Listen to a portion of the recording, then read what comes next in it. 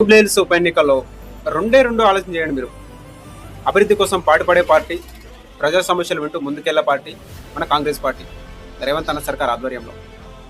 మరి BRS party అహంకారం, నిర్లక్ష్యం, 10 ఏళ్ళు ఇచ్చిన హామీలు నెరవేర్చకుండా పైగా జూబ్లీహిల్స్లో ఉన్న సంపదను మొత్తం కొల్లగొట్టిన party BRS party, Maganti Sunitha గారు. ముందుగా నవీన్ అన్నని తీసుకుంటే సామాన్యులకు కూడా అందుబాటులో ఉండే వ్యక్తి నవీన్ అన్న. సౌమ్యుడు, సరళమైన వ్యక్తి. ఏ అవసరం ఉందని ఇంటికి వెళ్ళినా, ఫోన్ చేసినా క్షణాల్లో స్పందించి హెల్ప్ చేసే వ్యక్తి నవీన్ అన్న. మరి మాగంటి సునీత గారి కుటుంబం జూబ్లీహిల్స్లో సంపన్నుల కుటుంబాల్లో మాగంటి సునీత గారి కుటుంబం ఒకటి.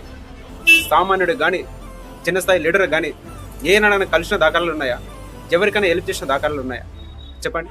10 ఏళ్ళు జూబ్లీహిల్స్కి హామీలు ఇచ్చారు వీళ్ళు. హామీలు మాత్రం ఇచ్చారు. కాబట్టి వెనకాల ఉన్న ఖజానా మొత్తం వీళ్ళ ఇంట్లో వేసుకోలేరా? ఇది నిజం కాదా? మీరు ఒక్కసారి ఆలోచన చేయండి బాగా. ఈరోజు నాడు తెలంగాణ సీఎం రేవంత్ రెడ్డి గారు ప్రజా సమస్యలు వింటూ అభివృద్ధి లక్ష్యంగా ముందుకెళ్తున్న పార్టీ ఏకైక పార్టీ కాంగ్రెస్ పార్టీ. జూబ్లీహిల్స్ ఎన్నికనే కాదు ఇది.